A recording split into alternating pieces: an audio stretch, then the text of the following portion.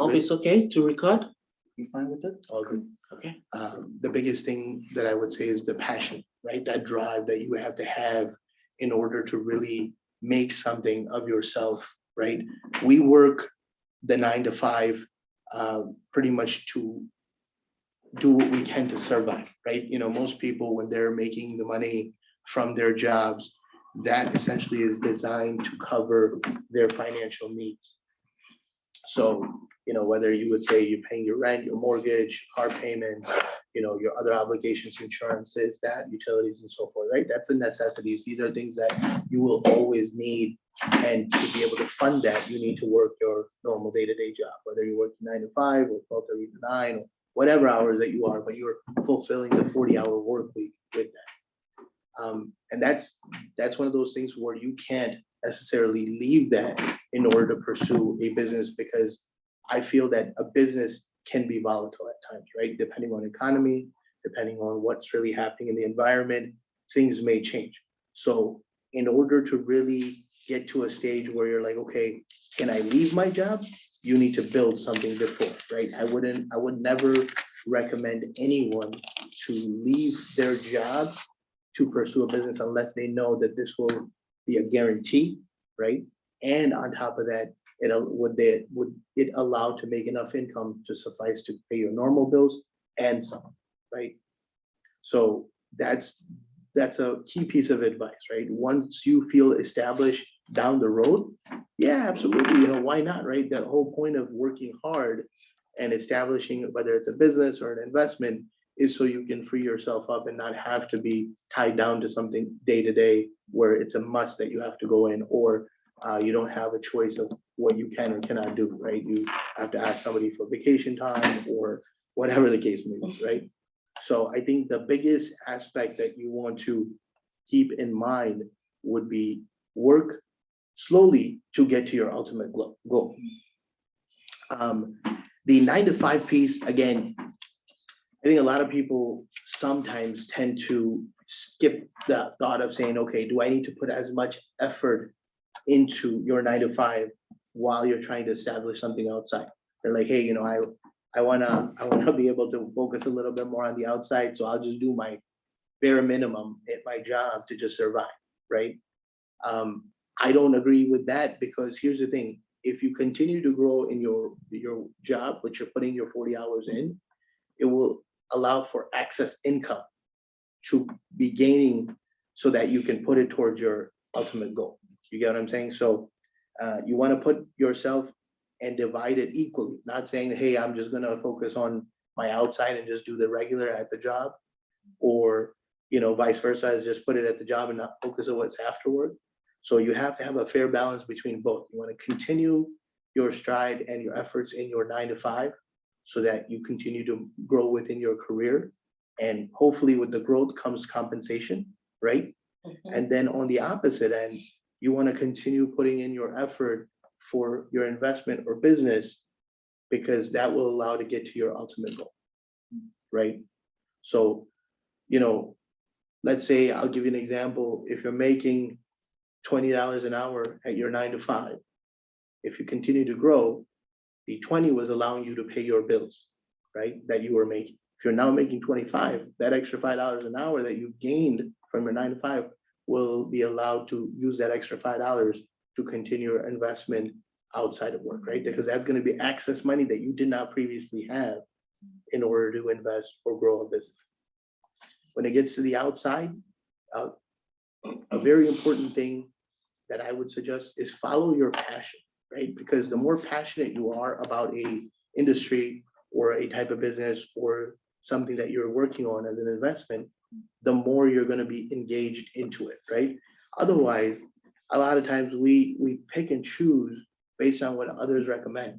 I could tell you, hey, go do a construction business, but if you have no knowledge and you have no experience and you don't know what you're doing, you're really not going to be much successful. Or if it's not a passion of yours, if it's not something that you're interested in or you have a hobby behind, it's not what you want to be doing. You want to do what you're passionate about, because when you're passionate about it, you put in that extra effort that's needed, right?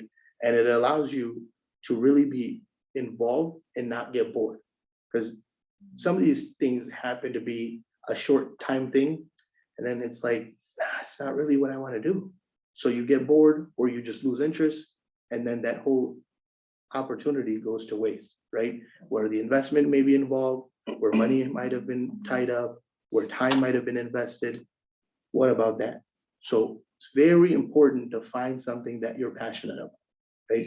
When you're passionate about it, you're going to give that extra lift in being able to achieve the success that you're looking for, right? The other thing is, often enough, people look at it in a various ways. You've probably heard the term, there's, in order to get to where you need to be, you got to put in the time, right? And then there's no gain without pain, right? So pain meaning as in you got to stretch yourself, right?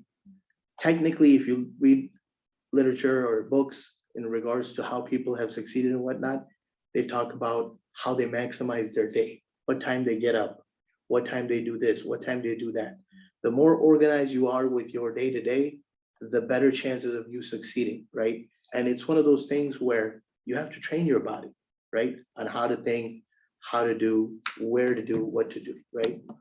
So for me, for example, I'm an early riser. I'll get up early. I'll utilize my time prior to going to work to maximize my efforts for my investment. Then I obviously go to work. And then once I'm done with work, there's no company who tells you you can't do anything after work, right? Yes, they say don't do conflict of interest or whatever that may be. But as long as you're not doing anything in that nature, they don't have a control over you after that 5 p.m. shift ends, for example, right? And it could be whatever time. I'm just using that as an example, right? So when you leave that, it is your choice on what you want to pursue or what you want to do, right? Because at that point, the rest of the population in US, right? If you really look at it, till the last few years, most people were just surviving off of their 9 to 5, right? There's very few, the percentage of population that actually do something outside of their work life to say, hey, I'm doing this additional hustle is very limited.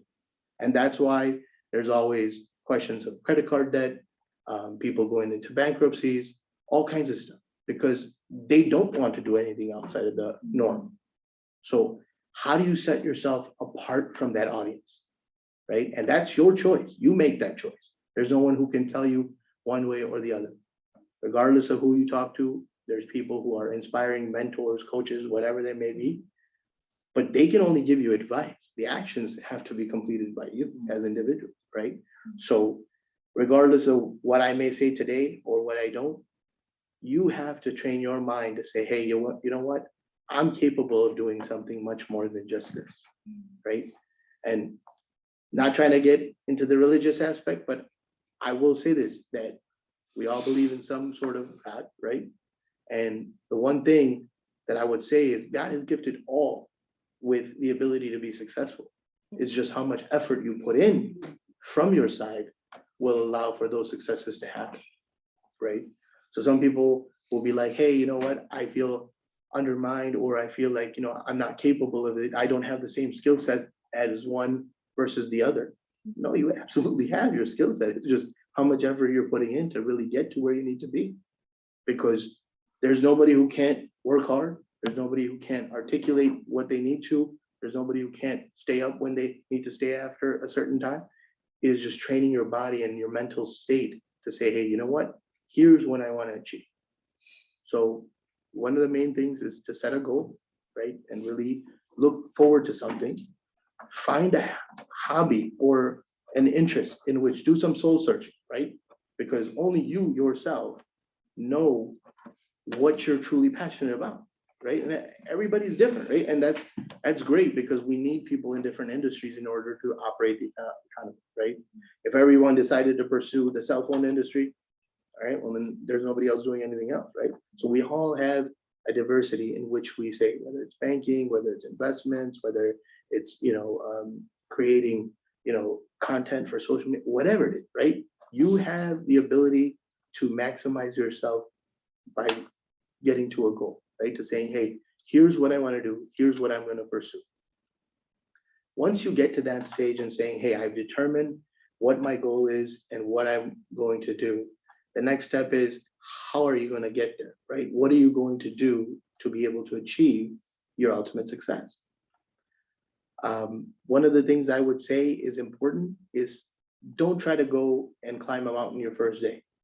Because if you go to climb your mountain, guess what? Very quickly will you fail. And then you lose all the confidence within yourself and in your mind within what you're trying to achieve, right? Because now you set yourself and that bar so high that when you go to grab it, you're like, wait, I failed miserably. And then you lose all the confidence that you had in your mind to say, hey, am I gonna be able to succeed at what I'm trying to do? So set realistic goals, set realistic expectations of yourself, right? You're not able to stay up through the night 24 hours to achieve your goal overnight. It's not gonna happen, right? Don't exert yourself to the point where you've now exhausted all the energy and now you don't have anything left to give towards the extra activity. My suggestion would be that after 5 o'clock, you do what you need to do to, get yourself back in shape, right? So meaning as in go grab a meal, relax for a little bit, maybe a half hour, an hour, and then have a time to start focusing on, hey, after this time every day from 7 to 10 or 7 to 11 or whatever that time frame would be, have a goal set in place to achieve each and every day. And here's the thing, often enough, when we're even at work or we're out of work, how much do we utilize our calendar to drive the ultimate goal, right? So you can say, hey, I'm going to devote 4 hours, but what are you going to do in those 4 hours? Are you really measuring your success by saying, hey, you know what? This is what I'm going to achieve within this time. Write down your stuff. Although it's an old tactic, we say, hey, we're, new era or this or that. Writing a pen and paper is still going to be your best friend, right? Sit down, write down your thoughts. Tell yourself what you want to achieve the next day and how much time are you really allotting to that task. Have yourself to measure your success. You want to write down, like today from 7 to 8 or 7 to 9, here's 2 hours that I'm going to devote to this. And then from 9 to 11, this is what I'm going to do, and I'm going to devote my time to this. And then after those 4 hours are complete, do a quick reflection on yourself to see whether you were really able to achieve what you expected. Did you shortchange yourself with time? Or did you allocate the right time and you got distracted, right? Your biggest enemy in the world today is TV, okay? The reason most people can't succeed in life is because they're focused on entertainment and not working hard, right? So if you think about it, all these things, Netflix, Hulu, this, that, all this kind of stuff, YouTube, TikTok, all this stuff that's available via social media or whatever it is, it technically is driving your efficiency out the door, right? You're not able to achieve, and it's such a big distraction that it doesn't allow you to devote the time that you could to achieve your success, but rather you're devoting your time watching this stuff, which technically you're not going to gain anything. Netflix is going to make more money. TikTokers are making more money. People on Facebook making more, whatever, right? But you're not going to benefit. So you're making other people rich while watching them, but it's not benefiting you. So how do you control the desires of saying, let me watch this, or let me catch this, or let me hear what's going on? Some people are like, I binge watch, this series, and then I ask them, like, how long? Oh, well, I was up till 2 a.m. watching TV. Like, geez, like if I asked you to put that same effort into a job or a business or something like that, you're like, nah, I gotta go to sleep. I gotta wake up the next morning. Wait, hold on. But when you were binge watching, you didn't apparently care that at that time. You know what I mean? Like, geez, like how do you not see the difference? Like, you gotta be able, that same passion that you have in watching, whether it's movies or Netflix, this or that or anything, you gotta take yourself away and say, hey, you know what? Is this helping me achieve my ultimate goal? Like, because if it's not, guess what? That's an activity you should wash away and say, hey, that's one thing I'm not going to do.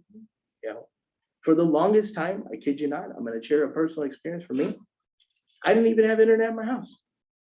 I did not. I didn't. And it's not like I couldn't afford it, but I felt that was a big distraction. Like the moment I had internet, I'd be watching streaming TV, I'd be getting online, watching YouTube, doing all kinds of stuff, right?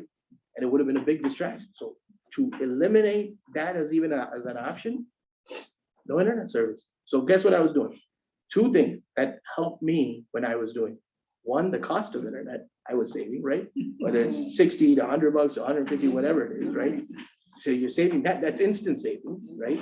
And then on top of that, I was saving my time from distractions, right? If you don't have something, then you're just gonna have to live with it. You're gonna just say, hey, let me use my time in other ways, in other things that I can. And there's so many sure. Let me just, so how were you able to, because the thing is this, I get the issue of the internet, but don't forget that you have kids and wife at home. So how did you get the kids not to be able to watch their YouTube channels, or even keep the wife calm enough not to be able to ask for the internet? So I will be honest, I told him, we're not gonna do it, we're not gonna waste our time. And that's a very good question, right? You look at today's, I have 4 kids, thankfully, thank to God, and they're older to younger, right, in all age groups.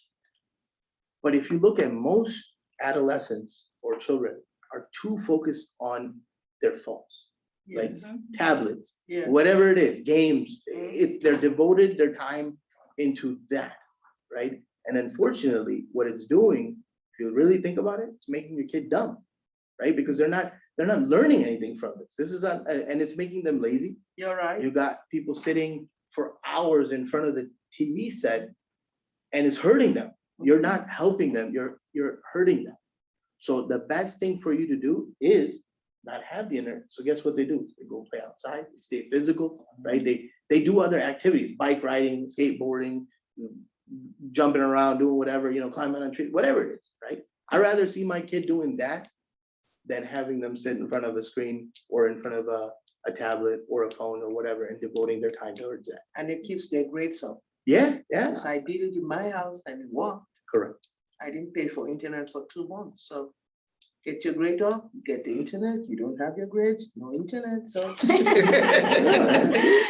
That's a good balance, right? So here's the thing, you don't want to deprive someone of anything, right? Where they feel resentment towards you, like my dad is the worst person in the world, they don't give me internet. So you don't want to be in that bucket either.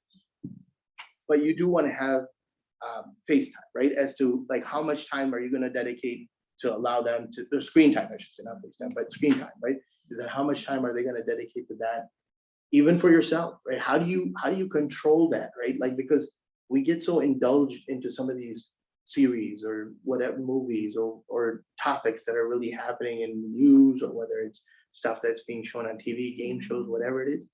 How do you pull yourself out and hold yourself accountable, right? That's a very important part of your success, because the more time that you devote to your investment, to your opportunities, the better you will be able to succeed in helping them, right? I think often enough people say, hey, I don't know what to look for or where to look for or how to do it, right? There's so many opportunities. If you truly go and seek what you're looking for, you'll find it, right? But sometimes we use that excuse as a crutch to say, hey, oh, I don't know what to do. I don't know where to go. I don't know what to look for, right? That's an excuse that you're trying to tell yourself to convince yourself, saying, hey, I tried everything I could, yet I'm not able to achieve. But you know what? Yeah, it's not my fault. And we're not trying to, it's one of those things where you gotta put in that effort as hard as you can to really get to your ultimate goal. Right? And the other aspect of it is, if you can't find an investment right off the bat, or you can't find a business or an opportunity, what is one way that you can create gain? I'm going to ask first, and then I'll explain my logic behind this. What do you think is one thing that is in your control while you're not able to find investments or business? What is one thing that you can do to help earn money or do something else? Anyone? I would Anyone? say- Okay, so so open I question. would say maybe monetize your talent, I'm sorry, can you repeat that? monetize your talents, like Uh-huh. your gift. Yeah, good. Okay, yeah. But I got a different spin to it, but that's a good one. Okay. How about you? You have a suggestion of what you can do in exchange of, let's say you can't find an opportunity to invest. You don't have an opportunity to put in a business. what else can you do that's within your normal day-to-day control that will allow you to gain success in financial? Well, look for a side hustle. Besides that, Okay. so let's say you're struggling in finding your ultimate goal, right? Okay. But you're doing one thing that allows you to still gain financial. Oh, well, I would say, like what she said, your talent, something you know you're very comfortable with, Correct. do it and be better in it. It's a good, I don't get me wrong, that's a good thought. But here's what I'm saying. Let's say you didn't have that. Let's say you didn't have that. What else can a normal person do? Every person in this room, whether it be me, you, or her, or anyone, can do that is still within our control. Well, your job, you can build your career and be Mhm. successful in it. Absolutely, absolutely. That would be my answer. Improve yourself to grow at your job. So I'm gonna take it on a different spin. I'm gonna give you some, like, just enlighten you with my thought process, right? Can I say something before you do that? Sure, sure, Yes. absolutely, yes. Okay. Can we see your face, Well- Jennifer? Sorry, I didn't realize. Let me let you see my face. Okay. There you go. There you go. So one of the things that I can do is that I can utilize my calendar, time management, and just pay attention to like the things that's around me and what's going on. Like I don't have time for foolishness. I immediately, because time is really important to me. So, and I only have 24 hours in it. So I have a certain goal. So when I approach things, I look at it as like, is this helping me towards my goal? Do I have time for this? If I don't have time for it, then no. I just like, I won't, I shut it down. I don't engage, you know what I mean? And because you got to be focused. One of the things that I noticed is that a lot of people, they say they want to be entrepreneurs, but when it comes to like time management, taking that, investing into themselves or putting money to the side, like what are you willing to give up? You know what I love? I love, I love concrete shakes at Culver's. They're like $5. Okay. I love them. That's my drug of addiction. And guess what else I do love? I love shopping. That's my other addiction. It's sometimes so I'll give up shopping, for myself and make some money and go shopping for other people just so I can be in the game of shopping. But I'll make money while I'm doing it though. But what the thing that you were saying, everything that you were saying was like you hit everything right on target. And I noticed the difference between people who want to be entrepreneurs and people who are entrepreneurs and doing what they want to do. They don't understand time management and sacrifice. They're not willing to give up internet. They're not willing to give up. I mean, not to be like some people have devices like cigarettes or coffee, that morning coffee. Like it's important to know, like, you have the income that you have right now. What you can do, you can lower your expenses and you can look at like what you're spending. Is the most important thing is to know if you're not taking care of your personal business at home, how you gonna take care of how you gonna take care of your company? You, Absolutely. you need to know where your money is going, every penny. So, but what part you were gonna say? Because I want to learn. I'm ready Sure, to no, get. absolutely. I'll get you 1 second. I got her, she wanted to say, Marianne. Marion. One big thing that I know that's beneficial is research. We can always be researching the business that we're trying to build.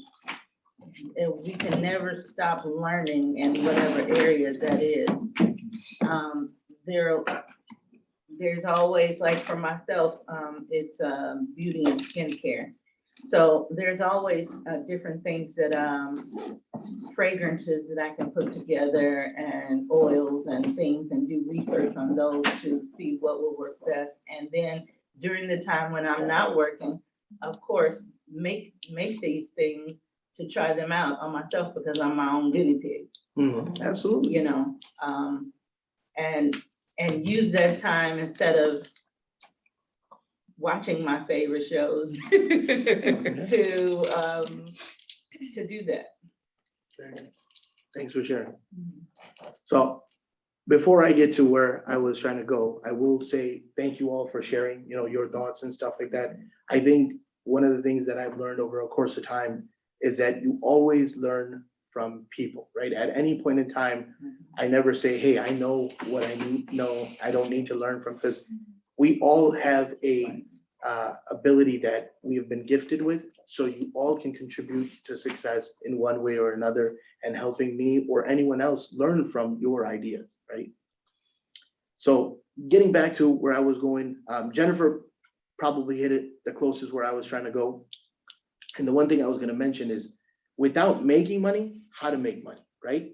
Is by creating savings, right? And savings, what I mean by that is reducing your expenses, right? So a lot of people are like, wait, I don't have anything, I can't make more money. Well, I get that, right? Let's take a step back. You're absolutely right. Right now, you don't have anything that's standing in front of you that can say, hey, you invest this is what you're gonna get, or do this and you're gonna get that.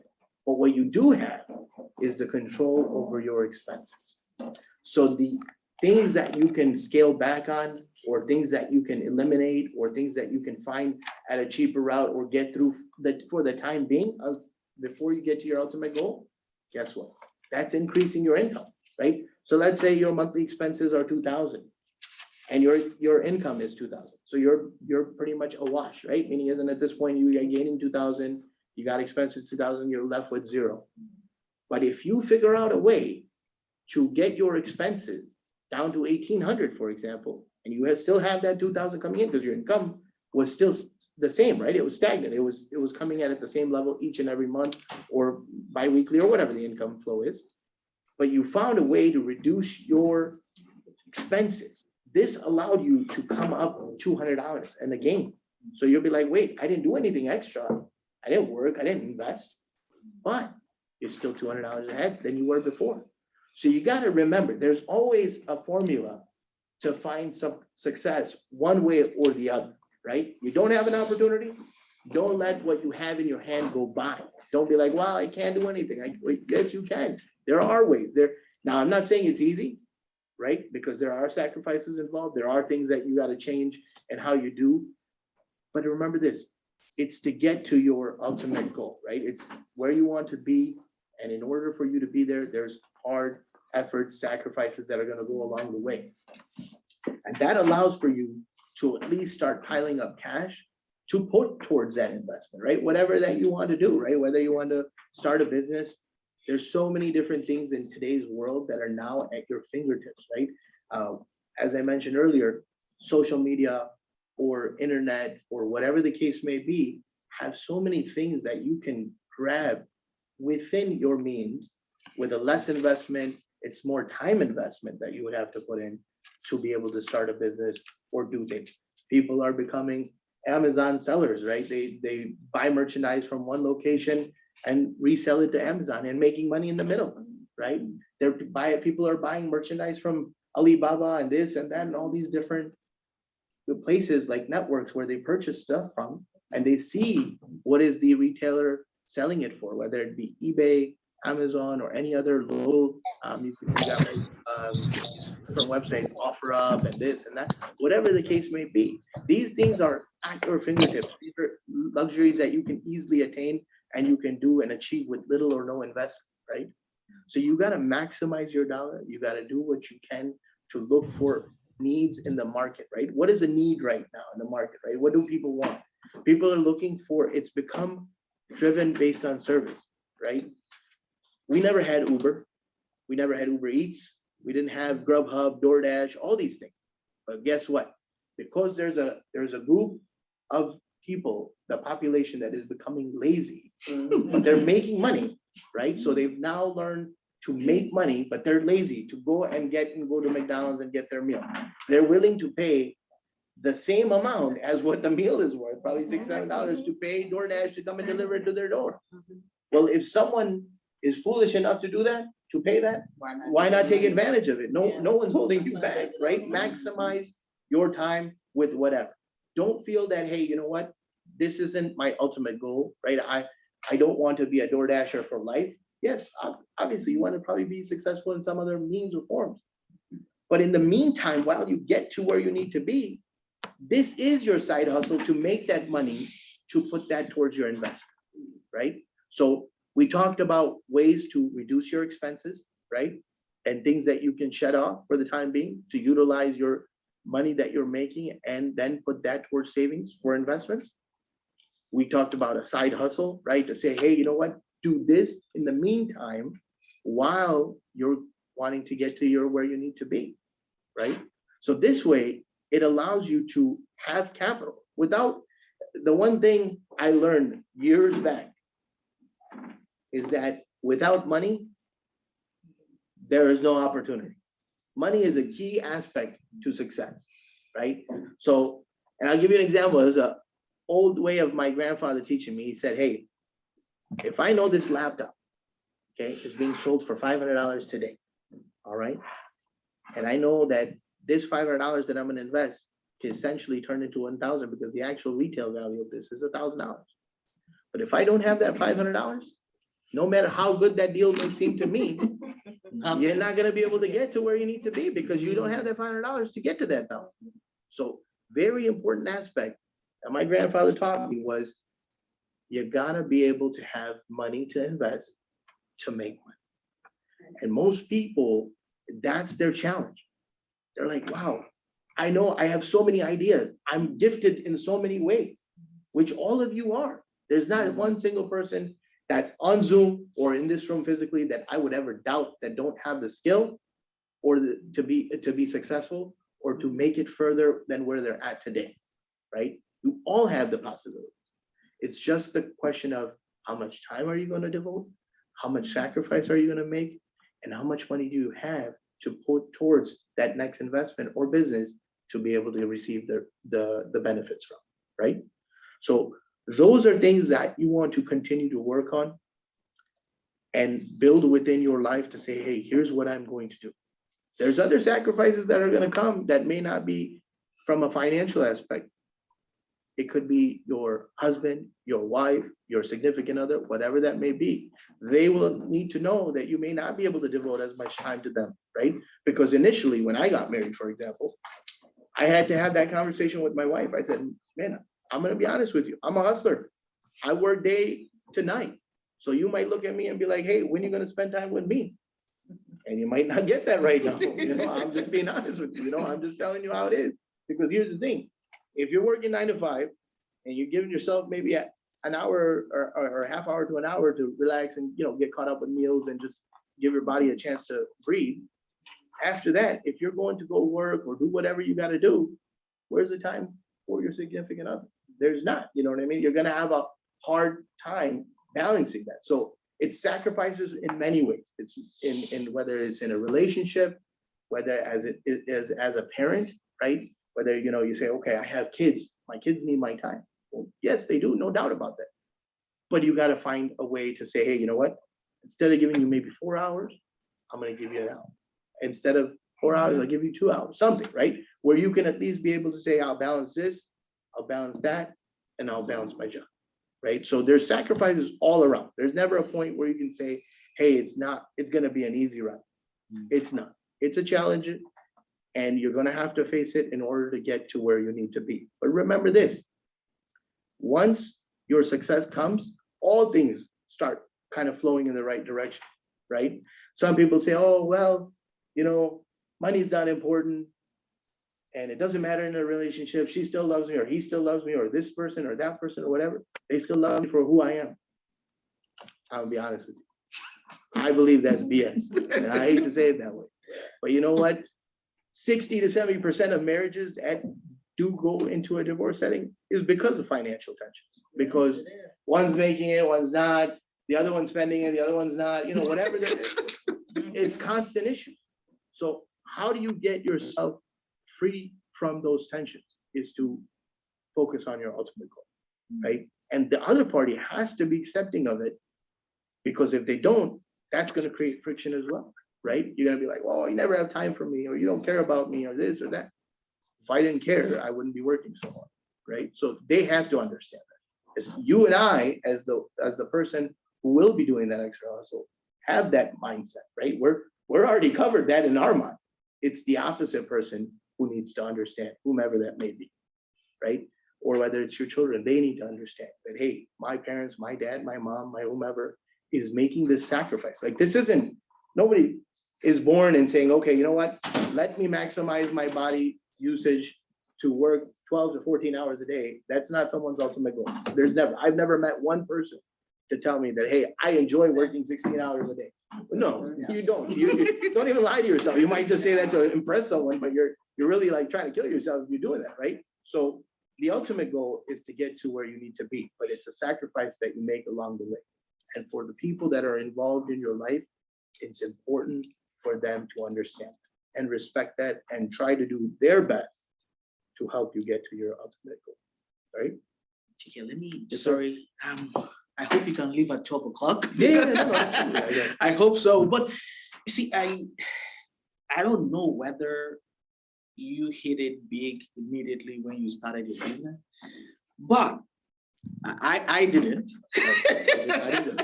I say that this roundtable was my goal 5 years ago when this Isaac and Philip started. And 5 years, or 4.5 to 5 years, because 7/17/17 was the day the business was registered. And in 7/17, this year, it will be 5 years. This is what I wanted to do 5 years ago. But you saying 2017 it was registered? Yeah. So that word May 1st was for you, from Brother Lee. How you say it? Oh, no.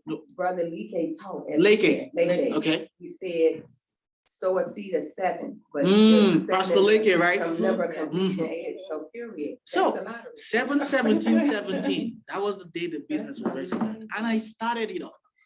How did you get your partner, your friends, your colleagues to understand that, okay, I am not making it, but I'm gonna keep at it? Because you're gonna spend money, but nothing is coming. Right. Until Yeah. at some point, people will start believing in you and they will start throwing things at you. How did you manage that process? I don't know how short or how long it was for you, because I know that a lot of us had struggled with it, may struggle with it, or will struggle with it. How did it go? Absolutely. So good question. I will say, I will reference back what I shared, right? Don't set your expectations high right at the beginning, right? Because in order to climb that mountain, the first day, first week, first month will be hard, right? So kind of pairing that up with your source of income, right? So if you're saying, hey, I'm gonna go and do this and I'm expecting to make thousands of dollars right off the bat, it's not gonna happen, right? It didn't happen for me, and I think it won't happen that easily for anyone, right? Because everything is a process. And it's one of those things where it's kind of like planting a seed, right? So when you go, you plant the seed, you put the dirt on top of it, you put the potting soil and this and that, you water it, and it doesn't grow overnight. It doesn't happen to start releasing, whether it's planting, cucumbers or this or that, whatever, right? Vegetation or whatever you're trying to do, right? If you think about it, it's a process, right? It takes time. You're gonna have to devote sunlight and devote water, right? In that sort of way. Same thing, you're gonna have to put in time to put in to get success, right? Or you're gonna have to put more money in or investments to really do it. I would say the one important thing is be patient, right? And understand that things take time to flourish. And it will sometimes take a month, sometimes will take 3 months, sometimes it takes 6 months. It can even take up to a year, for example, before you truly see some residual coming back, right? There are alternative investments, like obviously the markets are in a very weird stage right now. But at one time, it used to be like, hey, you put money in your bank and you're getting a good, lock-in rate at a CD or something, and at least you're starting to get some return back on your money. That obviously has gone away. There's not that much of that right now. But there's different things outside of that people do, right, that help them grow. You got to remember this. There may be people that surround you that you may not know of, that they're looking for the next bigger investing, right? Whether it's an investment or a business. They have their money, but they don't know, or they don't have enough to get to where they want to be. Sometimes you gotta pair up, right? You gotta say, hey, I got 20,000, but this other person's got 80 and the ultimate goal is 100 in order to open the business. All right, okay. So you pair up with them, making sure that you safeguard your investment, right? Whether it's documenting or this or that, and an attorney or lawyer or whatever that you have to do. Not saying that that's not important, that's a critical piece of it. But just going to the ultimate goal, right?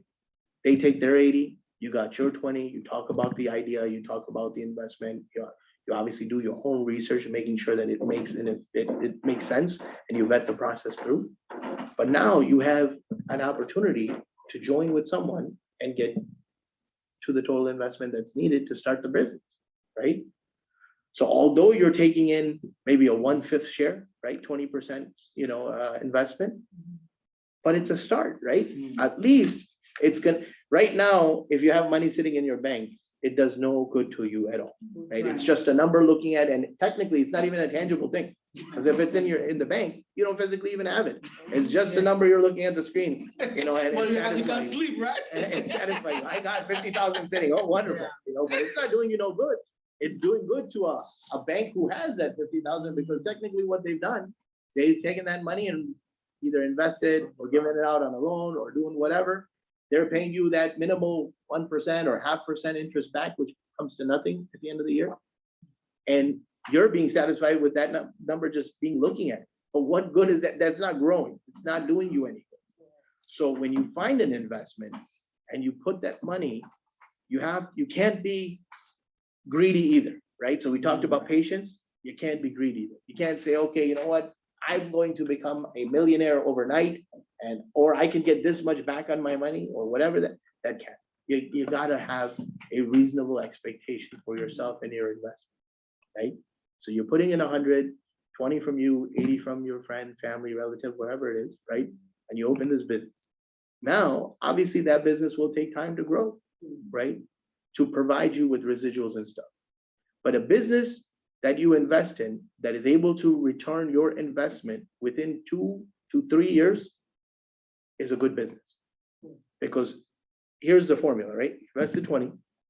And if you're getting like $500 a month or $1,000 a month or whatever it is, if you calculate the ratio, in a course of 2.5 to 3 years, if you receive your original investment back, that whatever money that you put in, you're good. Because now going forward from that date and onward, the money that you're going to get is free money, right? Because you already got your $20,000 back. So whatever you're making, whether it's a $500 or $1,000 a month income, that is now being given to you as free money, because you've already gotten back what you originally put in.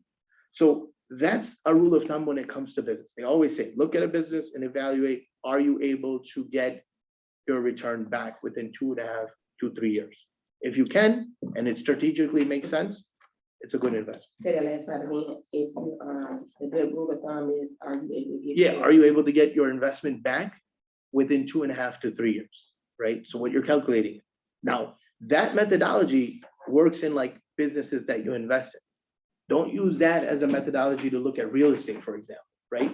Let's say you have a house that you're buying, a rental property, whatever the case may be, you're not getting your money back in 2.5 years. I'm gonna tell you right now, that's not happening, because the house is valued at a much higher level. But an investment that you put in, whether it's to open a restaurant or whether it's to, start a catering business or whatever it is, right? There's tons of opportunities out there. You have to look at it as that this investment that you have, will you be able to receive your income that you invest, the money that you invested back within that duration of time, right? It's very, very, very, very important that you look at it and see it. Now, there are going to be times where you're not going to find a business that's going to have that setup. That doesn't mean it's necessarily a bad business. It just means that it's one of those things where you're going to have to either continue doing it, or you just have to settle to say, hey, it's going to give me this money back within 3 to 5 years. Maybe it's expanding the time frame in which you receive your investment back. But you got to keep those logistics in mind. The other thing I would say is important is that this kind of setup that is here, you have all these people that come together that have different ideas, have different knowledge, have different experience. It's always good to network through, right? Because that's how you build your context, right? How do you get to your ultimate goal without having a network of people? So as they mentioned, he said, hey, how did you get your business started? What did you do? What were your realistic things? Well, you know what? The first people that you want to attempt to get to is your network, right? Those are the people that you're either going to be able to sell to, or they're going to help spread the word, or provide you other resources that you can work with. So you got to have a group of people that you're connecting with. So sessions like this, or people that you meet at various places, are going to be important, that you build a connection with people, right? They might have ideas for investment that they can bring to you. And if they're legit and if they're a good source, why not? You gotta start somewhere, right? There's never a time where it's gonna be a perfect opportunity to say, hey, you know what? Today is the special day. Every day is a special day, right? Is it your special day today? That's what it's gonna get down. But there's no, whether like there's constant news about recession, this is gonna happen, that can. So when you think about that, they're talking about real estate market going to change, or that's gonna happen. Everything's gonna go through a roller coaster regardless. If it's perfect right now, it's gonna be taking a dip maybe in 3 years. If it's down 3 years, it's gonna go back up in another 3 years, whatever the cycle is, right? It's the way the economy flows. There's never a time where it's the right time, to invest. You just gotta find that, is it the right time for you? Right? Do you have your opportunity to devote time? Are you willing to invest your hard-earned money? Are you willing to put in the time that is required? And if the answers are yes, then it's the right time, right? Very, very important to take a look at all the things that were shared as far as patience, as far as investments, as far as networking, creating a social circle, so you can bounce ideas off of people, right? Your network that you trust are people that can give you the hard, honest truth about your idea, right? Although we sometimes are sensitive, like, hey, they might take my idea and run away with it, you know what I mean? Madam. Hopefully, if you have the right network or the right social circle, they're not gonna do that, right? You know what I mean? But the thing is, if you don't ask, you shall never know either, right? You know what I mean? Like, in your mind, you could be playing it out as a perfect scenario. Oh, I'll be the next Elon Musk. I'm gonna be turning into Jeff Bezos. That's fine, but that's what you want to think. But it's what other people think should matter the most, because those are your clients, those are your customers, those are people that you will potentially be viewing as people that will purchase or buy stuff from you, right? So if they are not buying into your idea, then what's the likelihood that the other people within the world or population that you're going to focus on will be interested, right? So you have to believe and trust into your network, run ideas by, and do your own homework, right? I never want someone to say, hey, I went into this without research and I lost all of the money that I had saved up. You've got to put time and research into whatever you want to do, because it's a formula in getting to your successful future, right? Without research, don't invest your money. Do your due diligence, make sure you check and understand the process. Make sure you have documents if you're going into a partnership, so you're securing yourself. There's always going to be a risk factor in anything and everything you do, whether it's business, whether it's investments. So be ready to take that risk, because without risk, there's no opportunity to grow, right? So you got to remember that everything is going to, whether the percentage is low or high, but there's risk involved. Some people come and say, oh, I'm looking for a risk-free business. Well, it's not going to happen. I'm going to tell you, it's not going to happen. So you're going to have risk.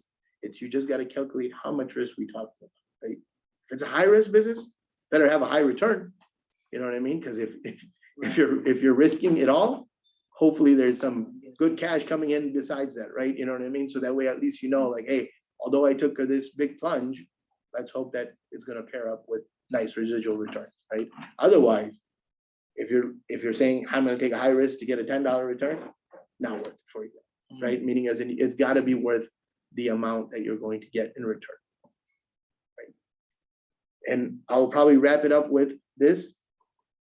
whatever that you do, make sure that you're keeping a couple important factors in mind. Your health is the number one thing, right? If it impacts your health, it's not worth it. You're here, the business runs. You're not here, it doesn't do you no good. So make sure to watch out for your health. That's going to be the number one thing.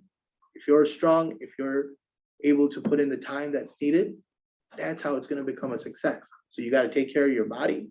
You got to take care of your mental state, your physical state, whatever you else want to do, right? But that's an important aspect, health. The other thing is you got to remember risk is there. There's the other part of it is making sure that you're ready to put in the time, right? Because it's a very important thing.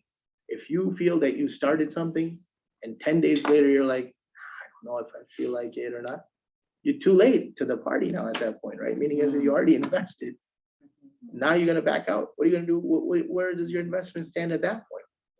Are you able to pull your money out? No, it's unfortunately you've tied up your investment at that point. So you got to make sure that you're mentally there to say, hey, yes, I'm going to devote the time that's needed to achieve the success that I'm looking for, right? So these are some important things, guys, that I think that is well worth it, that has worked well for me. I continue to do what I can because I have a drive and a passion till this day.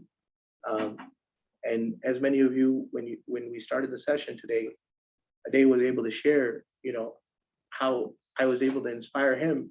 And I don't think I inspired him. I think I just shared with him what talents he had that he may not have been able to see at that time. He was very talented. He had the ability to make himself successful. It was just finding that talent for himself to say, yes, I can do this, right? Nobody can give anybody talents. I'm not God, right? I can't give somebody a talent. The talent already exists. It's just finding within yourself to say, yes, I'm capable of doing what it is. So for all of you, I would say the most important thing to say is you're all talented, believe in yourself, right? You're all capable of moving to the next level within your life and your careers. Work hard and it shall pay off. All right. Any questions for me on anything that I share?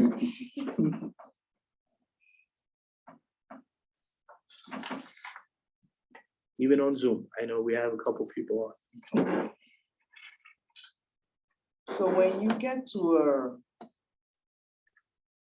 you talked about the risk that's involved, and it will be good, it will not be good. Sometimes when you get to that time that's not good, what do you think you should do? The most important thing you should do to keep your head above. So, and I'm just gonna ask the question as you shared with me, just to make sure that I understood what you're asking, right? So you're saying that if you've already invested somewhere and you feel that it's risky now, how do you get yourself out? Is that the question? Here's the thing. Once you're already in, that's like saying, I'll give you an example, I'll give you an analogy, right? You already jumped in the water. Okay? It's the ocean. You're like, all right, well, how am I gonna survive? Do I either swim or do I sink? All right. So it's too late to worry about how you could have prevented yourself to be in that water because you're already there. You're already there, right? So what do you have choices now? Don't reflect on anything that you've done. Don't, because a lot of people, they will punish themselves mentally or physically or whatever in their mind to say, you know what, man, I can't believe I made this poor mistake or I made the bad decision. What's done is done. What you do is two things. One, you learn from your mistakes to prevent it from happening ever again. And the other thing you do is you help yourself swim, right? Get through the difficult part that you're in. Figure out what are your challenges, how you're going to face them to secure your investment, right? Because at this point, it's not about even making money, right? It's about preventing from drowning in that water and saying, okay, how do I secure my investment that I originally put in and get that back out, right, safely. So that would be my strategy when it would come to that. And here's the thing, there's never a point in time in anyone's life, where they say they've not made a poor decision. It's gonna happen. It's a process in learning. How do you learn without making mistakes, right? As a kid, you don't say that the kid just gets up and he starts walking from crawling and just goes there. No, he'll fall, right? There's gonna be times where he's trying to learn how to, or she's trying to learn how to walk. They're gonna fall, but the fall will allow them to learn each time of the way that, hey, if I do this, or I do that, whether they're sharing that with us or not at that time, is going through their mind. Same thing with us as adults. We're going to go through challenges that we will experience that will help us make us stronger. But at that moment, the best thing that you can do for yourself is to say, hey, how am I going to safeguard my investment? And what do I learn from here to prevent this from happening? That would be my advice on that. Right? Hopefully that answered your question. Sink or swim or sink, Yeah. or sink or swim, Yes. whatever, however Yeah. you want to do it. You gotta do what you gotta do, right, to make the best of it, right, at that. I'm sorry. Sure. I was late coming into the meeting. I didn't hear what your position was here. Sure, so And I was a guest called by Mr. Day, right? We know each other through work, right? We work together at a Fortune 500 company. And not only did we connect from a work perspective, but Ade being a great gentleman that he is, I had an opportunity to meet with him, talk to him, network with him outside of work, Yeah. which has allowed us to build a friendship, a relationship outside of our 9 to 5 that helps us continue to support each other, right? He's a very kind gentleman, gives me a lot of respect. I also try to give him the respect that he deserves. And then also sometimes he'll bounce ideas off me saying, hey, what do you think of this? Or how do you think we can help others grow, right? So that's how this kind of came together today, as he said, hey, TK, do you mind coming through and sharing some of your wisdom with the group? So what's your side hustle? I guess so. That was the question, yes. I'm sorry. Well, that's my question, because apparently your 9 to 5, your side hustle replaces your 9 to 5. I'm just So- saying, but I really want to know. I will be honest with you, my side hustles is not one thing. I do a list of stuff, and I'll tell you why that's the case, because I believe in diversity. So, and the one thing I probably forgot to share is that I never take the money that I make to the pocket to go spend. Whatever I make from my side hustle, guess what I do? I reinvest it. I'm sorry. I reinvest it to put it back into my business for another opportunity, so that eventually, once I do decide to retire, whatever age that may be, that I at least have established a good formula so that I can quit my job and I can say, all what I do on the side allows for me to make money that will support not only my 9 to 5 salary, but my life at that time, right? Just an example of a couple things that I do. So I have few businesses that I've started. One of them being in the construction / flooring industry. So I do work at homes such as remodeling, kitchens, bathrooms, basements, stuff like that. We do all types of flooring, whether it's hardwood, laminate, carpet, whatever that may be. So that's some of my side hustle. I don't physically do the work myself any longer. I have obviously folks that work for me, but what I do, what my part of the work in that business is that I go and get the jobs, right? So meaning as in I meet with the clients, I know I do the pricing, I do the contracts, I do all the time with the customer, the FaceTime with the customer is provided by me. The actual physical work, I have my employees do, right? And they do the work, they complete the job. I follow up with them to make sure if they're completing the task or not, hold them accountable in driving the performance, right? So that's essentially my role as far as, within that company. I'm a sole owner of that, right? I don't have a partner or anything else. So that's one of my side hustles. And then the other things that I've done, the list will go on and on, but I would say the other item that's probably a critical piece of my investments is real estate. I invested into real estate because it was a type of business in which my family was involved, meaning as in my parents had been investing into real estate to create rental properties, right? So we would buy properties. My dad initially was a big believer in financing the properties. So he'd go get a loan on a property, put 20% down, finance the rest. So let's say it's $100,000 property, put $20,000 down and $80,000 is the loan. Whatever the loan payment was, the rent was higher. So he was able to make the payment through the rental income, plus have income to generate for himself. The one thing that I changed in my strategy is because for me, I didn't believe in that principle, meaning as in, if you invest into a rental property, initially it's great because that's the only way to get started, right? With low money, having good credit, you can qualify for another loan and do it. But as you build stronger in the time frame, I would say the one strategy that's worked well for me is having the properties paid off, right? Because the money that you're technically paying the bank as a mortgage is income now towards you as well. So you're now getting a bigger chunk of the funds back. And number two is it doesn't impact you whether the economy's up or down if the property is paid. Because interest rate won't fluctuate, mortgage payments won't change. You're not looking to sell the home at that point, right? So it doesn't really matter to you. Like a lot of people get worried, like if a property is worth 100,000 right now, but in 3 years later, the recession comes, property value goes down to 60,000. Well, are you selling the property? If you're not, doesn't matter. It's paper loss, right? Like it's mentally maybe playing a game on you, but technically it's not impacting you in any way. You're still receiving your rent and you're still, using that as income. And using that as, they're paying the taxes on that property as well. So Correct. It doesn't come out of your pocket. Absolutely. So the rental income usually covers all expenses, right? That are incurred to you. So you're exactly right. Real estate taxes, insurance, any maintenance costs, and then some profit, right? So, but in the recent times, the one thing that I've done from income that I'm making is try to pay off the property so I can maximize my return on that same investment, right?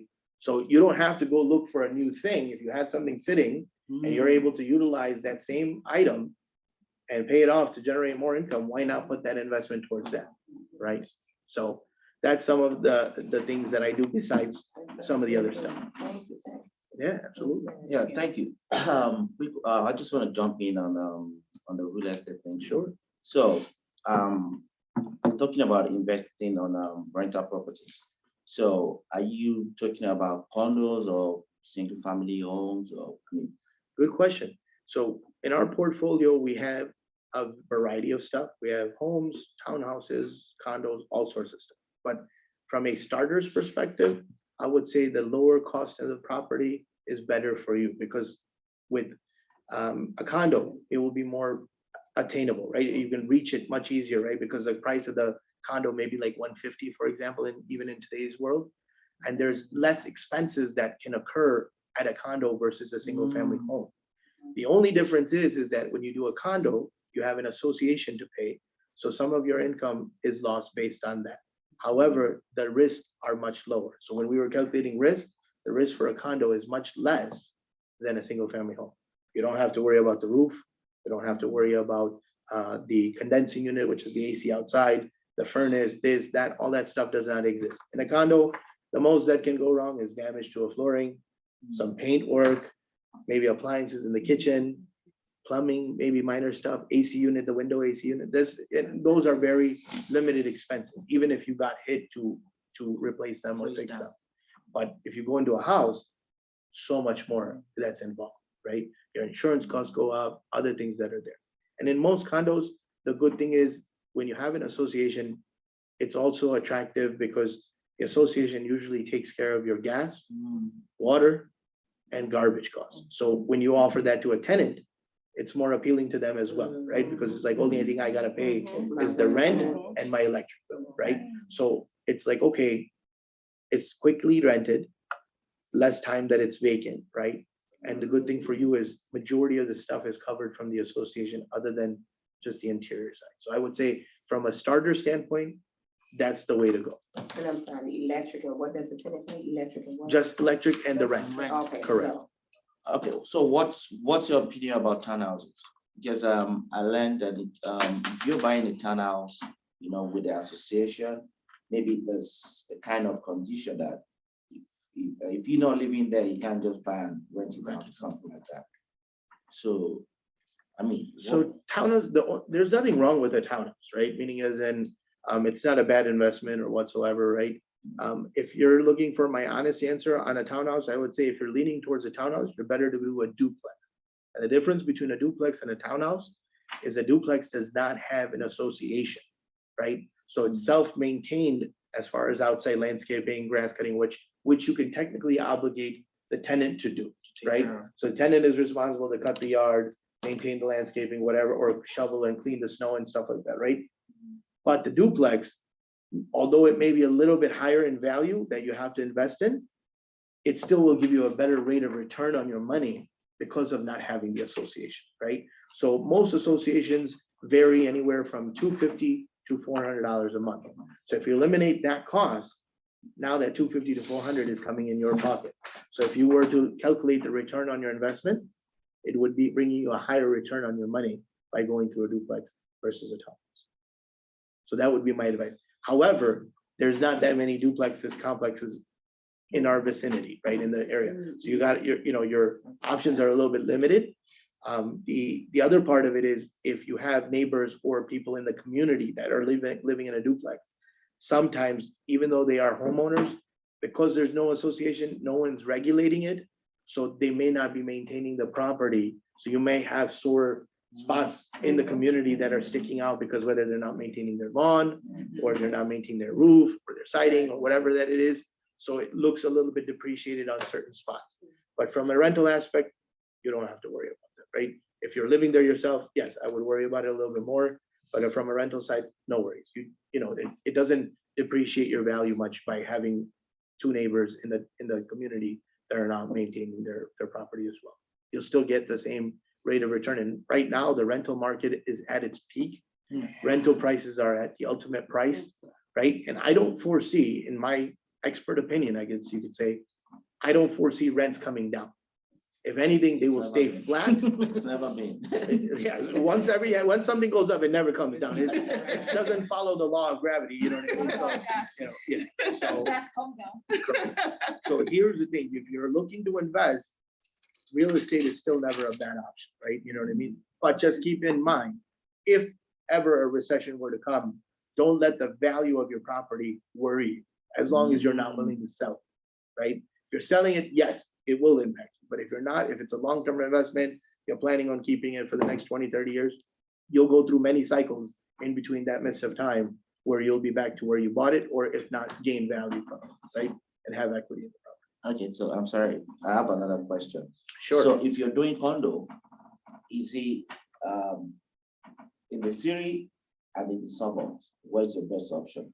Like, I'm talking about doing the high-rise condo, like, because I think you pay a lot more in the city, like in the high-rises for association and all that, and the normal little complex condos in the suburbs, like, so, I mean, what do you? Yeah, absolutely. Good question. So city, it's a much higher investment, right? The cost of those condos are much higher. The operating cost is much higher, whether it be insurance, associations, or maintenance or whatever, right? In order to do, like, even for me, because I'm in construction, if I have a contract or a customer who asks for repairs out in the city in Chicago and downtown, I will have to charge them much more because I have to pay my guys more because they have to be union laborers and so forth, right? So anything of that aspect, you want to always keep in mind, right? Is that, like, if an issue comes up, if the unit gets vacated at any point in time, you have to be ready to be able to sustain those expenses because it's a large investment and the expenses are high.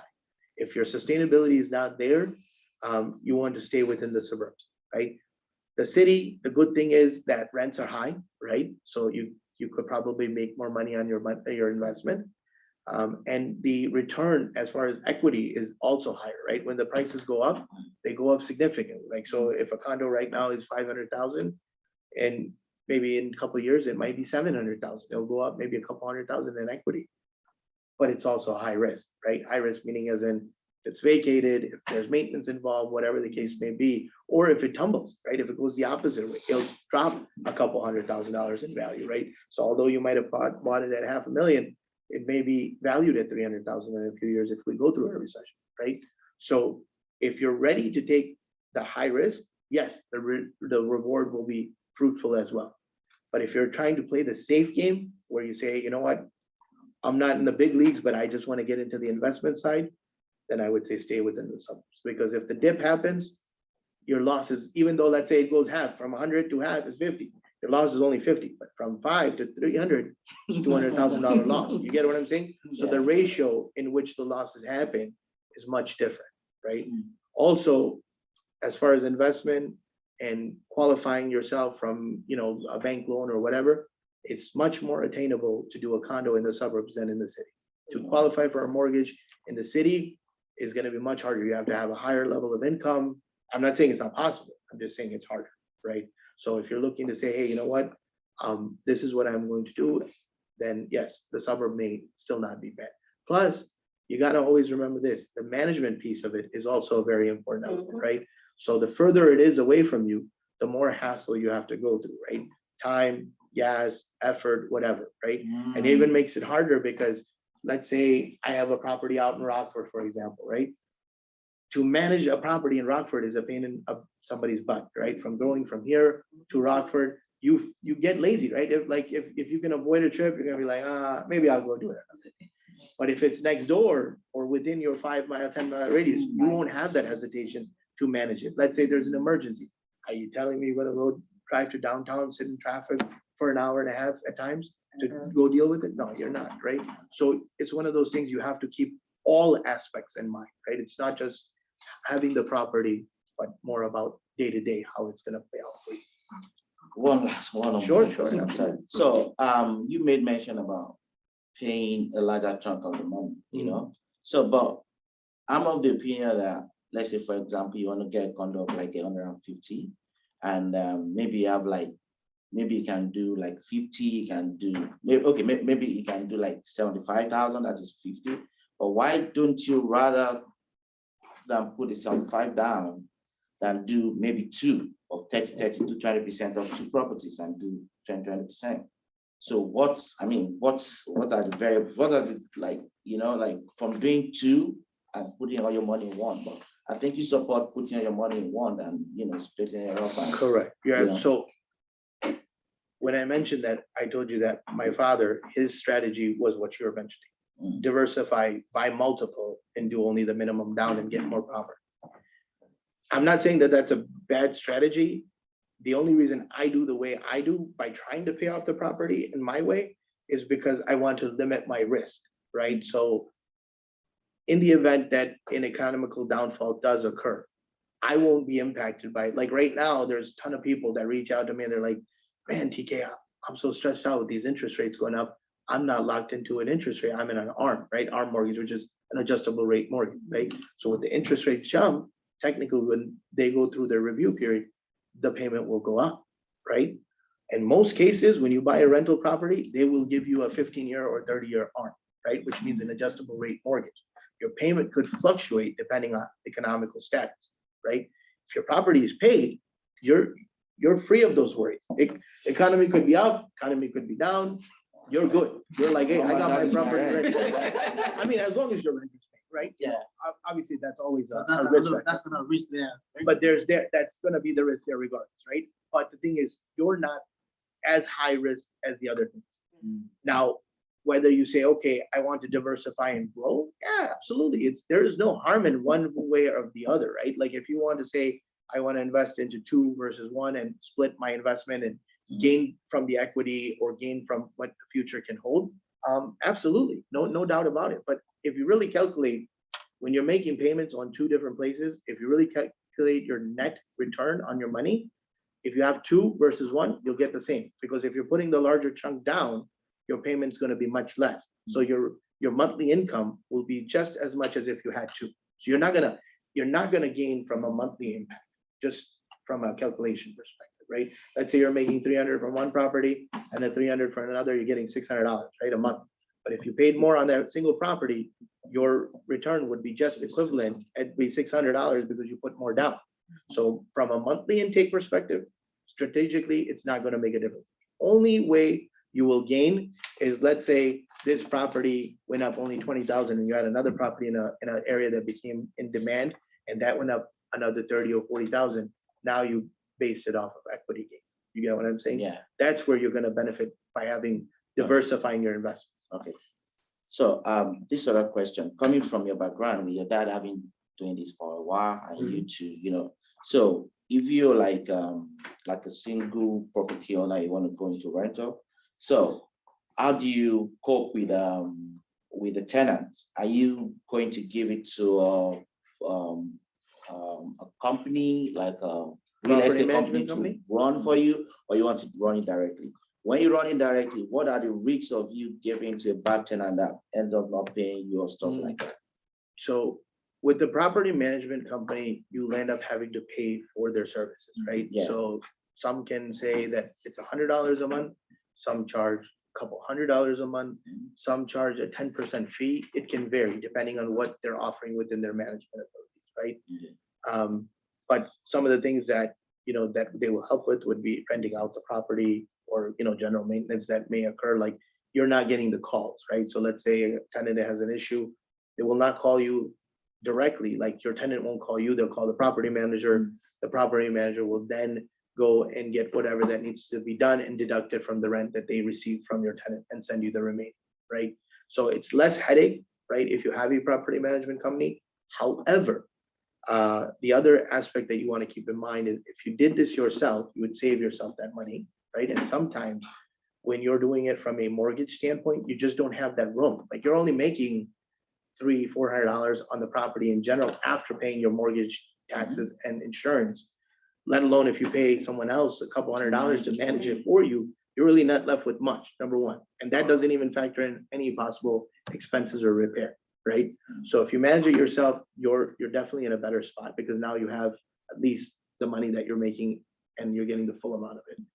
The other aspect is that as far as if someone doesn't decide to pay you rent, the property manager is never going to do anything differently than what you're going to do. Oh, okay. Meaning as in, they're going to say, okay, I'll get in contact with an attorney, but who's paying that attorney cost? You are. Who's taking the hit for the tenant not paying the rent? You are. So Still paying what your good does mortgage. it do for their services? They're only helping you, guide you through the process if you're new to it.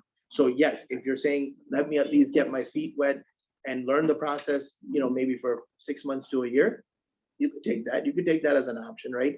Hire a property management or a person to manage it for that first 6 months to a year. Kind of see like what issues come up, what's the common, things that are occurring. And then after that, I would release some of their services and try to utilize yourself to do that, right? In most cases, if a property is well maintained or that when you do buy it, you get the work done in it before you rent it out, very little chances you're gonna have too many issues coming in, right? Now, if you're buying an old depreciated property that's not well maintained, yes, there are gonna be issues. The toilet stopped working, the sink stopped working, the stove stopped working, the fridge, there's gonna be obviously random issues that will come time to time that will require your time to be devoted to that place. But if you're proactively doing what you need to do when you buy the property to get it up to date, then you should be fine.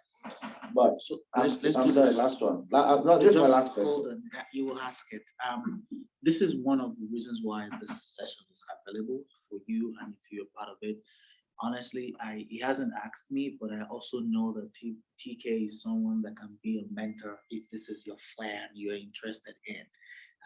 Maybe 30 minutes, maybe an hour where you can have your questions answered.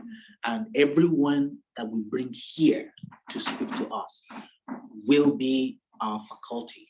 And in any area that they talk on, we can arrange how you can get a time with them to be able to answer questions. And the reason why I say so is there's a likelihood that people here do not have flair for rental income or this kind of business.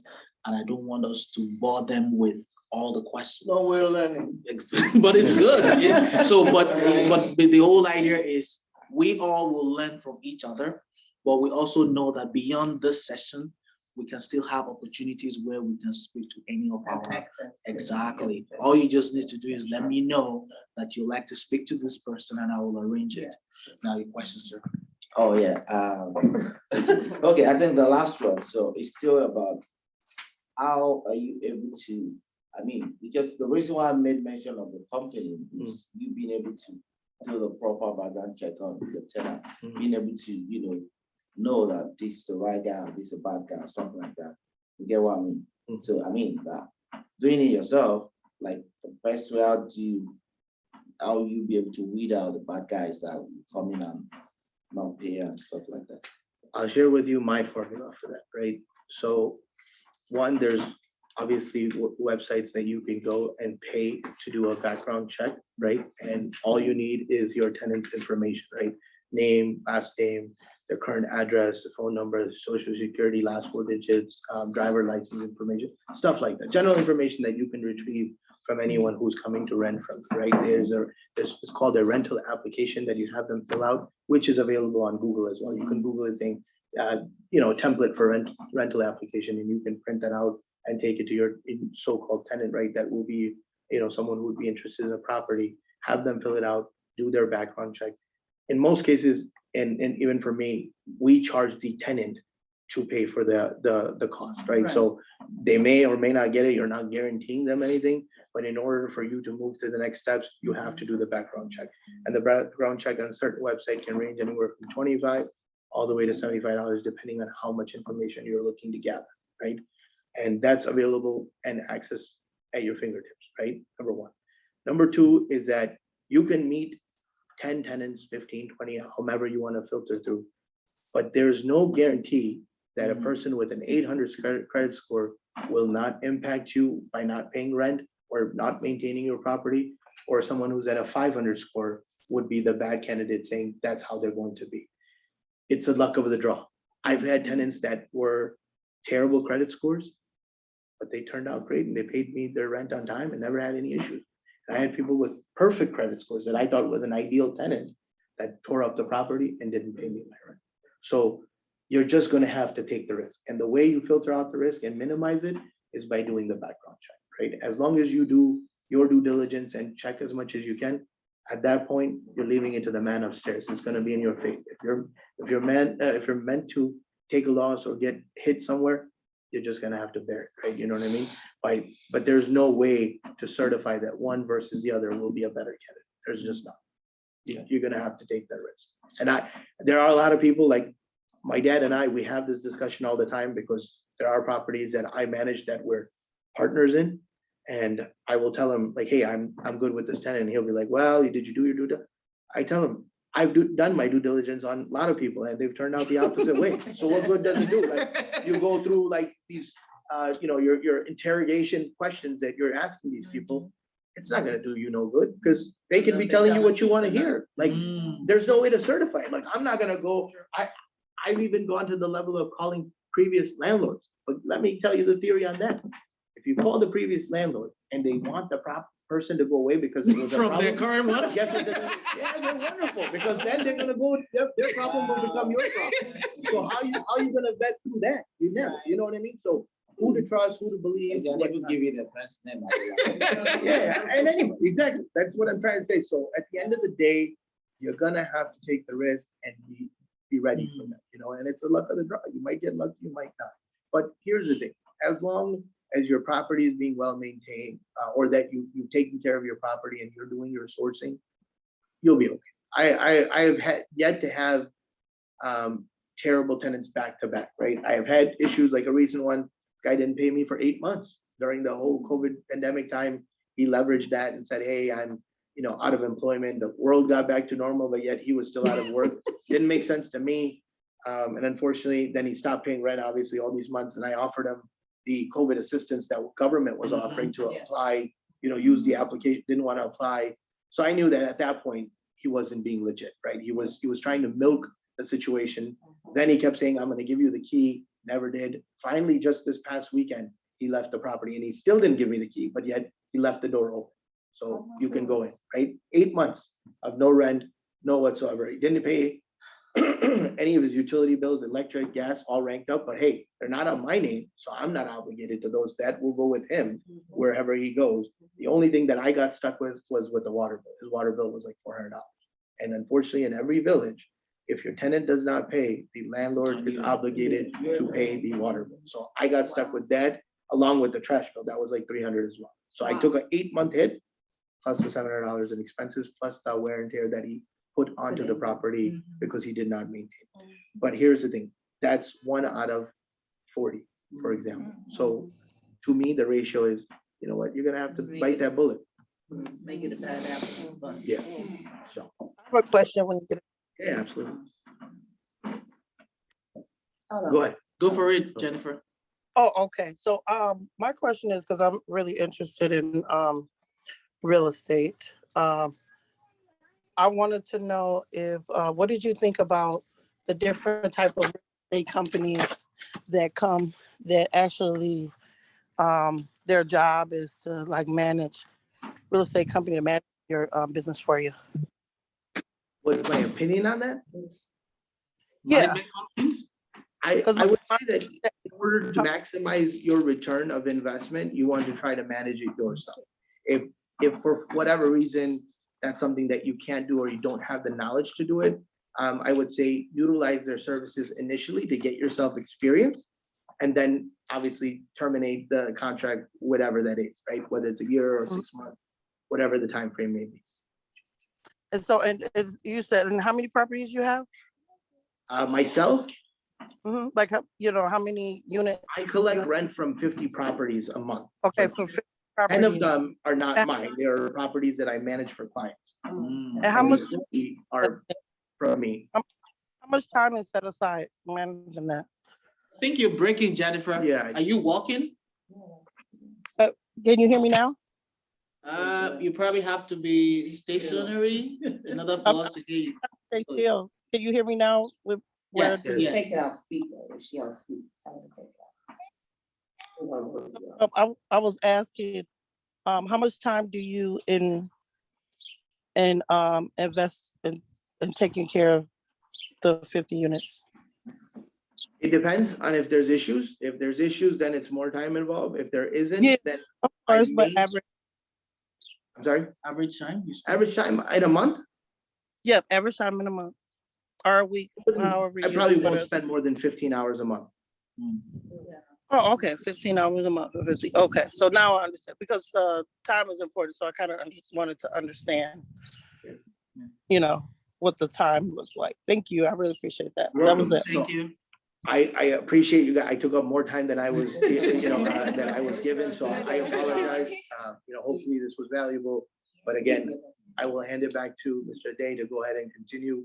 But if you ever have any questions, I'm more than welcome to help. Thank you, Thank you so much. TK. We ended up speaking about real estate. But I hope we all took something away from today's session. And honestly, everyone that we will be having an opportunity at our table will be folks who have a wealth of knowledge in the industries in which they operate. And as TK said, we cannot do this alone. Now, there's opportunity for partnerships, there's opportunity for collaboration, and we are all learning from ourselves. And today, I believe that we have learned a lot, even beyond what we thought that we're coming here to talk about today. Yeah. Now, today, I talked to you about what we are learning, or what we're talking about is our strategy for building wealth. And I hope that you all are taking this away from us today, that in order for you to be able to get to where you want to be, you just have to be able to invest in yourself. Make sure that your health is perfect. Now, as a review, TK and I work with JP Morgan Chase. TK is a VP, I'm a manager in Chase. And with the level of work that we do on a daily basis, I can almost tell you that you can do it as well. All you just need to do, as TK said, plan your life, plan your time, manage it very well. Do you know that someone pays up to $1,000 for us to help them design content on their Instagram page? I don't even know, what is the concept? Content. I know, but what is it? I don't know. So they pay you to design anything. Say maybe The post. anything, posts. Like we'll pay you as an Yep. entrepreneur. So. Yep. The pay to help them What with we their just social sit and media do all marketing. day? What we do all day anyway? Yeah. Oh, okay, you hear that? You About understand? 500. But meanwhile, this is something that you could do by yourself, Mhm. but people are Okay. willing to pay. Now, some people have the money, as TK said, but they don't have the time. That's We right. got the time in the world to make everything, right? And this is what I'm telling you, as TK said, what can you use your time? What can you use yourself to do to make money without necessarily doing the brick and mortar? That's good. How can you use what you have to make money? People are willing to pay for the services that you have, but what is it? You need to be able to show people I have this and I can do this. I think the issue that I'm having in particular is I have the time, the investment, but I don't have the knowledge to put it into effect. How do I get past that? So To make it, to put it into fruition. there is something that we are going to be talking about during our next session, which will mostly be about, it's going to be virtual. Okay. And I don't want us to jump the gun, because here we're going to be talking about your personal characteristics for being a successful entrepreneur.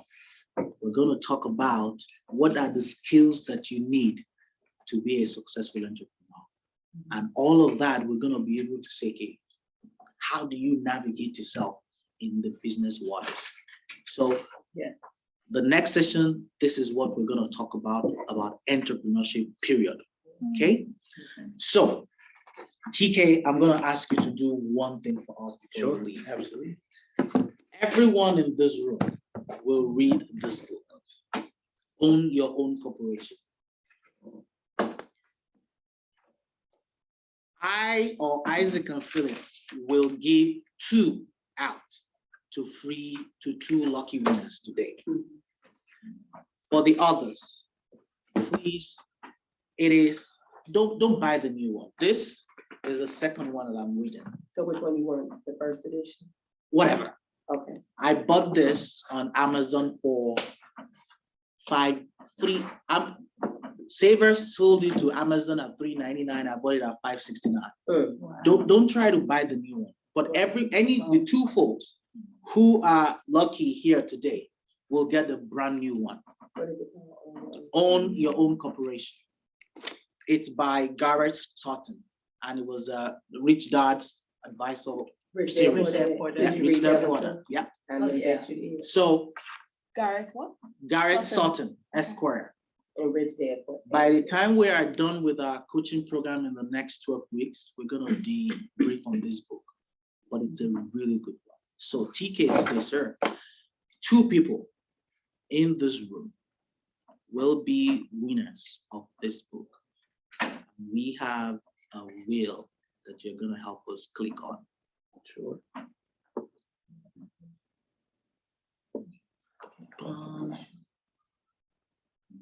Sorry, I'm trying to bring it in.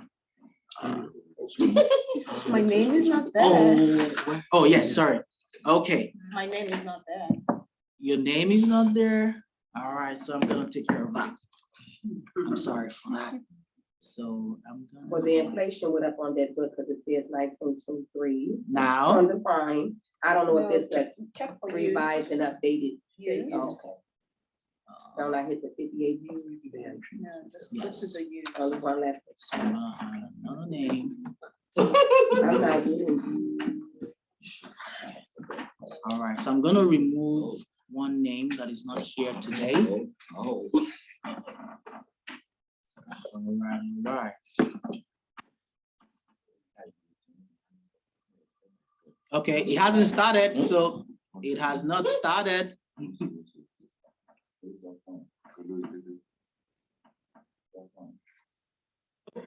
Yes, it hasn't started. I told you. Oh my God. It hasn't started, so we're gonna clear the list. So full screen now. So TK, all you just need to do is just click the screen. Now, can you all see our screen, Jennifer and Tunji? Okay, I hope you can. So TK will roll the dice, and 2 people will get 3 books. What is your thought, huh? I'm sorry. All right, let's go for it.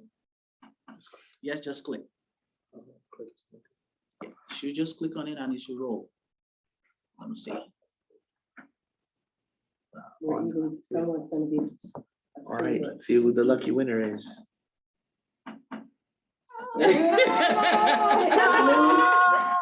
Congratulations. Very nice. Congratulations. Can I get you? Take a picture. Yeah, on video. I'm just showing that, this not loud though, good job. All right. Take you. Yeah, so we're gonna remove you. Okay, okay. I think we can do this. All right, you can remove her now, and then we'll do another one. All right, go for Everybody it. ready?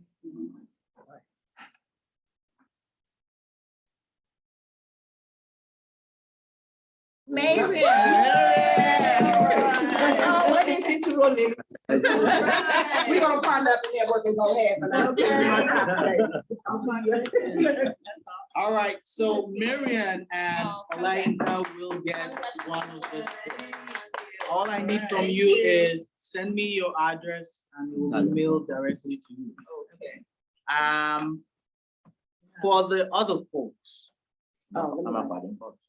you will meet the cost. I have a short question. This is an investment. Excuse me, sir. Thank you for sharing so much. Sorry for being late, everybody. Not a problem. So do your company, the real estate company, offer classes to train us to be licensed and work under you, or do you have a referral? So I don't have a real estate company. I'm actually not even a broker, to be honest. Okay. I just have enough experience to be able to handle it. on But my you own a own. property I own, yes. and you manage. Okay, correct. so do you have a referral? I live in Wisconsin, but I'm an Illinois lady. And what's your name? Like, Right, okay, and then for those who are interested, even though we don't want to drive far, but there are many people from Illinois, it is very, to me, affordable to purchase property in Kenosha, like, I don't want to live there, Lord, send me back to Illinois. But I will buy up some property because it's a good investment. You could buy cash, you could clean up the community, you don't have to be able to catch the metro if you don't feel like driving. But I don't think I want to be out there, but I would like a referral for someone, from someone who's, you know, already advanced and know people that I can get my license from, because it'll be some good money budget. And I So, talk a lot, so I might as well. I go don't there. have a specific contact to say, hey, here's go with that. I know there's obviously different companies that you can obtain your real estate We got license some from. in Kenosha. They Yeah, train so you. depending on where you're practicing your real estate, you have to get your Your license license, there. yeah. So like if you get Illinois, you can't necessarily sell property in Wisconsin, same thing, unless you take more exams. So you wanna search and see if you can find a company out there. If you're planning on doing transactions in Wisconsin, that could help you. Most of the things available online these days, right? You could do like searches as far as, hey, you know, best real estate companies to work with, or who advertises more what brand. Because when you become a realtor, it's who you, you know, work for. As like, for example, Berkshire Hathaway is a company, right? They do their own branding and, you know, they have their own reputation. So although you will just be working for them and not be an owner, but you work under their banner, right? So there's different companies like that that may be well-known in the Wisconsin area that you would be able to obtain a license from and then work on their behalf. They charge a broker fee, right? As far as like using office space and their material, and they do their marketing and stuff for your properties that you're Use listing and A1 stuff. pretty much. That's what I'm talking about. So yeah, now I don't know if I want to be in Wisconsin. I have to research some stuff. I don't know. Absolutely. Back home. I got you. But I was just asking because I thought you, the way you were able to answer, I'm like, okay. Yeah, I wish I did. I don't, I'll be honest with you, and I don't want to mislead you either, right? You know what I mean? But what I would say is just do your own research as far as like what companies you would feel, you know, reputational or that are reputational, you know, enough to where you want to work for them. The one thing I will say is some companies have different commission rates versus and expense rates. So you want to probably evaluate and kind of see like, hey, does this company offer this, but what's their commission rate versus someone that might charge more, but then you had higher commission rates, right? So it just depends. Thank you. You're welcome. all right, everyone. Thank you, thank you. I hope it was worth your time today. TK? For me to go? Yes, thank you. Sorry, I'm cutting short, guys. I appreciate all your time and Thank you. allowing me to speak with you guys. At any point in time, you need anything, you can always reach out to him and he'll reach out to me. And I'd be more than welcome to help. All right? Thank Thank you, you so Ariane. much. Can Yes, you sir. please help us appreciate TK? I'm sorry. Just appreciate TK on that behalf. Of course, we appreciate you coming here to address us and to teach us, and to give us the knowledge that you have, and willing to give us the knowledge that you have, to help us to grow our business further. Absolutely. So You're I welcome. truly appreciate, and we appreciate your time. Absolutely. The pleasure is all mine. Thank you. Take care. Have a good rest of your day. Thank you. Thank you. Thank you. Thank you. All right, all right. I think we're at the end of our session today. For the next couple of sessions is gonna be online, more convenient for us. The only other session that I see us wanting to come in is when we're gonna be having our 2.0 series, which is gonna be about franchising. It will be a much larger audience and we will likely come in to have that. Now, for everyone who is a mentee in the program, you do not have to pay. The cost is done for you. What is it? For everyone, it's gonna be, No, I was saying for everyone that is. for everyone who is a mentee in the program, Where you is all it? here. Okay. It's at no cost to you to attend. Every other person will pay for it. And of course, we'll have it online and in person as well. Most likely it's gonna be here. If the in-house audience is a larger one, we may need to move it to another place. But that's the plan right now. Every other session except the last one as well, where we're gonna be wrapping up, will be virtual. And if we feel that we want to touch with ourselves again, we want to come in, that's fine.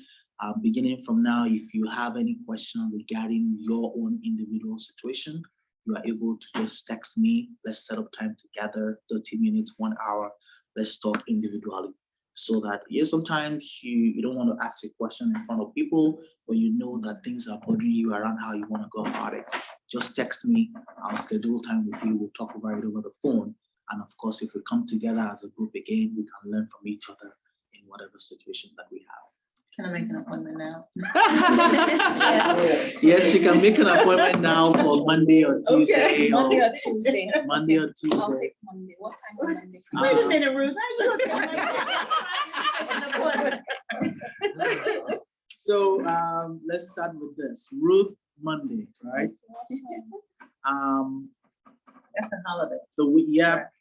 Billionaires, they don't go to sleep. They don't go to holidays. The window of time is between 1 p.m. and 5 p.m. on Monday. So choose whatever time works for you now. Okay, can we do, let me see, 9 a.m. and then we're done by 12, maybe by 1 p.m. 1 p.m. on Monday. Okay, Ruth. So I think that's my calendar as well. 1 p.m. Marian, you want to schedule time on Monday? Absolutely. Okay. 30th.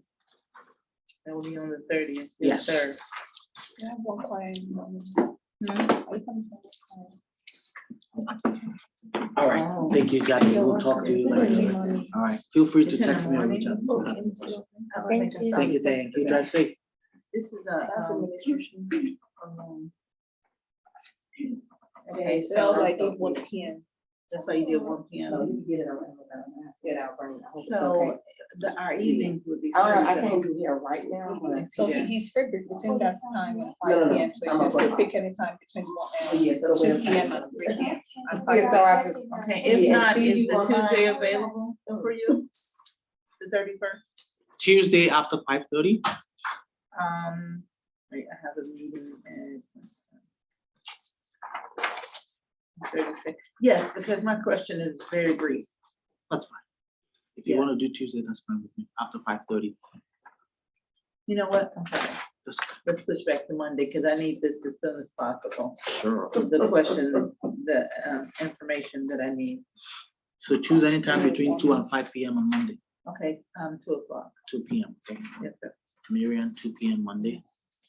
So as 5:30. mentees, we're allowed to meet, do like, you're allowing us to speak with you, we have questions, or Mhm. this is just based on this meeting today? Like, No. Just say as far as my entrepreneur, like, Anything. we allow, okay, I think it's in the packet. Ayo, you want to have time with TK? Oh yeah, I know. Okay. I can Oh, let y'all me set up know for- when you. Okay. Okay. No, we did one. If that's what you really want to do. You did one. I want you to do your own research. Yeah. Such that the Not- questions not- you're asking yeah. are questions around moving ahead. They both Oh, work yeah, together. absolutely. Very, very good resource. He's good.